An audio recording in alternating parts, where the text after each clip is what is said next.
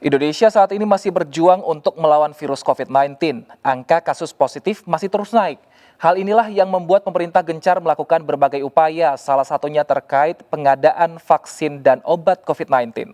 Saat ini kombinasi obat COVID-19 tengah dikembangkan oleh Universitas Airlangga dan terus melalui proses uji klinis. Bersama saya Wilson Purba, kita akan berbincang lebih jauh terkait menanti obat COVID-19. Sebelum kami menghadirkan perbincangan ke hadapan Anda terlebih dahulu, kami akan menyampaikan rangkaian informasi seputar peristiwa yang terjadi sepanjang hari ini. Ratusan warga menghadang tim gugus tugas COVID-19.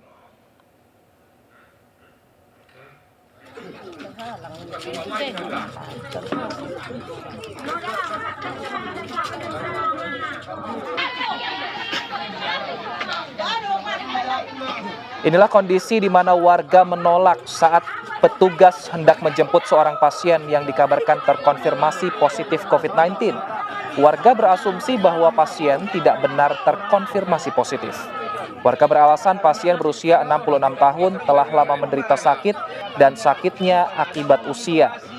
Hingga kini belum ada keterangan dari tim gugus tugas terkait peristiwa ini.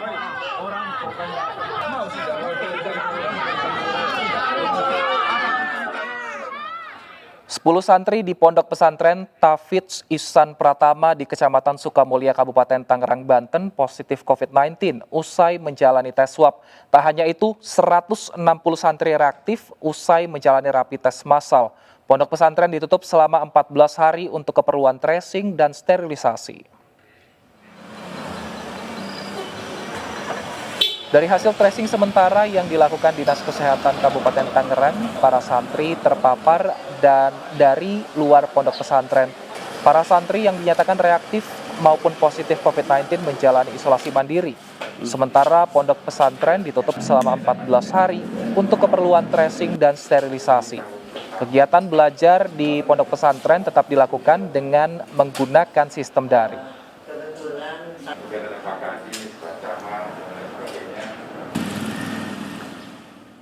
Pemirsa, Guru Besar Fakultas Kedokteran Universitas Airlangga Unair Surabaya meninggal dunia setelah menjalani perawatan di Rumah Sakit Khusus Infeksi RSKI Unair.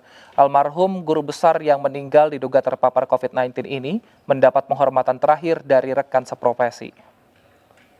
Untuk mengikuti salat jenazah, rekan seprofesi, dosen, staf, pengajar, serta sivitas Fakultas Kedokteran Universitas Airlangga Surabaya memberikan penghormatan terakhir. Penghormatan terakhir diberikan saat ambulans yang membawa jenazah Guru Besar Unair almarhum Profesor Heru Prasetyo tiba di halaman Fakultas Kedokteran Unair. Setelah doa bersama, jenazah Guru Besar Departemen Parasitologi FK Unair Surabaya ini dimakamkan di Pemakaman Keputih Surabaya. Ahli parasitologi berusia 67 tahun ini meninggal setelah menjalani perawatan selama 2 minggu di Rumah Sakit Khusus Infeksi RSKI Unair Surabaya akibat terpapar COVID-19. COVID-19 sekaligus adanya penyakit penyerta semakin memperburuk kondisi almarhum. Meninggalnya Guru Besar FK Unair ini tidak mengganggu aktivitas di Fakultas Kedokteran. Selain belum berlangsung perkuliahan tatap muka, almarhum juga selalu melakukan aktivitas mengajar melalui aplikasi Zoom.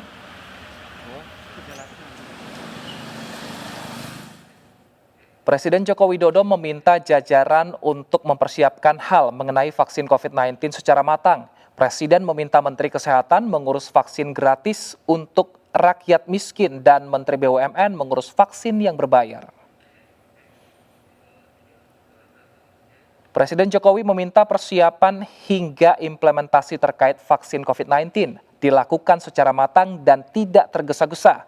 Presiden menegaskan untuk vaksin gratis bagi rakyat miskin akan diurusi oleh Menteri Kesehatan, sementara vaksin berbayar berada di bawah tanggung jawab Menteri BUMN. Menurut Presiden Joko Widodo, penanganan penyaluran vaksin yang matang penting karena menyangkut soal tanggung jawab dan perihal administrasi pengadaan dan pelaksanaan di lapangan. Vaksin ini saya minta jangan tergesa-gesa, karena sangat kompleks, menyangkut nanti persepsi di masyarakat, kalau komunikasinya kurang baik bisa kejadian karena Undang-Undang Cipta Kerja ini. Jadi saya harapkan betul-betul disiapkan mengenai vaksin, mengenai komunikasi publiknya terutama yang berkaitan dengan halal dan haram, yang berkaitan dengan harga, yang berkaitan dengan kualitas, nanti yang berkaitan dengan distribusinya seperti apa. Meskipun tidak semuanya perlu kita sampaikan ke publik, harga ini juga tidak harus kita sampaikan ke publik. Gubernur Jawa Barat Ridwan Kamil akan mengajukan 3 juta vaksin ke pemerintah pusat dalam gelombang 1 vaksin COVID-19. Vaksin tersebut akan menyasar wilayah zona merah. Gubernur Jawa Barat Ridwan Kamil mengajukan 3 juta vaksin COVID-19 untuk wilayah Bogor, Depok, Bekasi dalam gelombang 1 pembelian 9 juta vaksin oleh pemerintah pusat. Ridwan Kamil juga akan menyimulasi penyuntikan vaksin di wilayah Depok pada pekan ini. Sejauh ini, Bogor, Depok, dan Bekasi memiliki 1.000 tenaga penyuntik vaksin. Vaksin corona di Indonesia bakal terbagi 2, yakni vaksin yang dibeli oleh pemerintah pusat dan vaksin yang langsung dibeli pemerintah daerah. Ridwan Kamil memastikan pihak yang mendahulukan tenaga kesehatan, TNI, Polri, dan warga di Bogor, Depok, Bekasi, serta wilayah zona merah.